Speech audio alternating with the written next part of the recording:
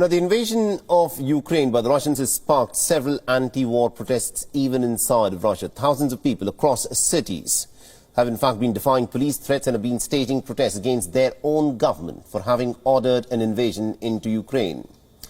Now remember, Russia as a nation has had a very low level of tolerance for demonstrations and marches against the government. The protesters are now, therefore, facing very serious consequences, including fines, arrests and even imprisonment. Now, the European Union fears that Putin may impose martial law to curb anti-war protests in the country. The EU believes that the law will be imposed after Russia's parliament convenes an extraordinary session of the Federation Council. This comes after major anti-war rallies in St. Petersburg and Moscow. Now, according to the reports, Russian authorities have already detained over 7,000 people since the 24th of February. Russia has also partially restricted Facebook and other social media platforms as well.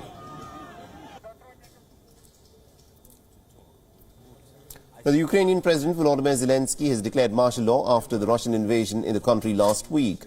Zelensky's declaration barred Ukrainian men in the age group of 18 till 60. That is, all able-bodied men who are in a position to fight must stay back to defend their country.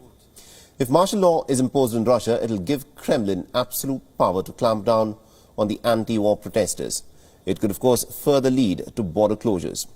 Military censorship and other measures to control and mobilize the country of almost about 140 million citizens could be brought in.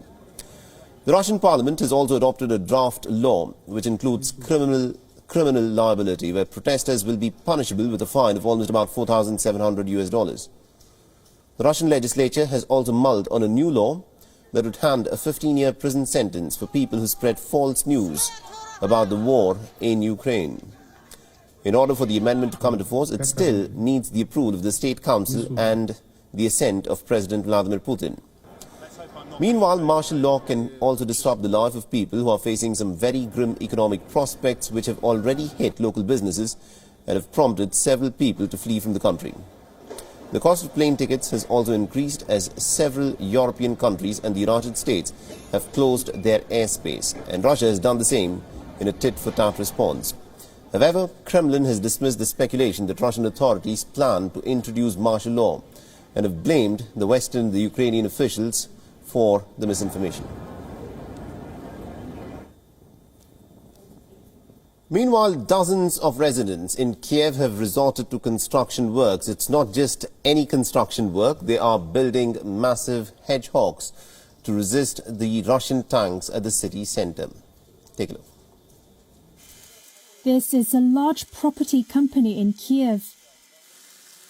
Instead of homes and offices, the Khan real estate developer is now making giant metal anti-tank barricades known as hedgehogs and smaller spiked barriers aimed at stopping wheeled vehicles.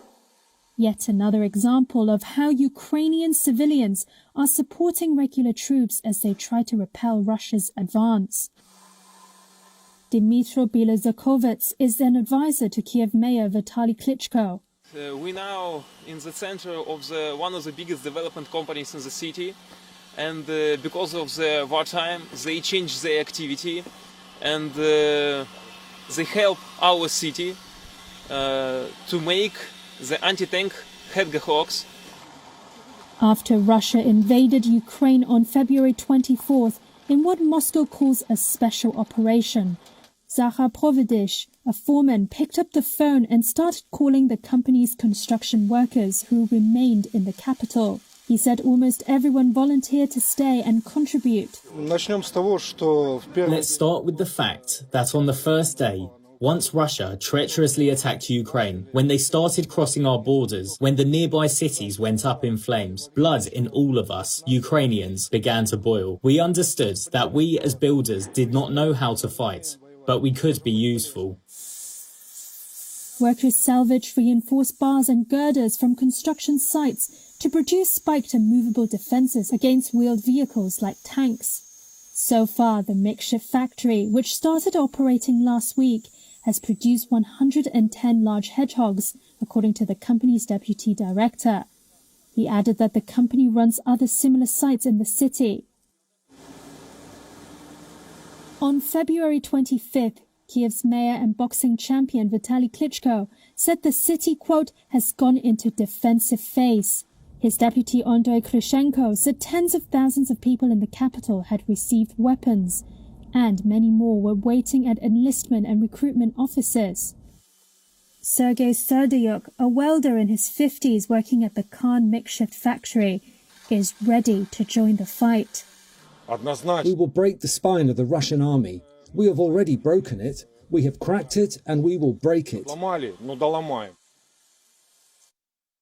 WION is now available in your country. Download the app now and get all the news on the move.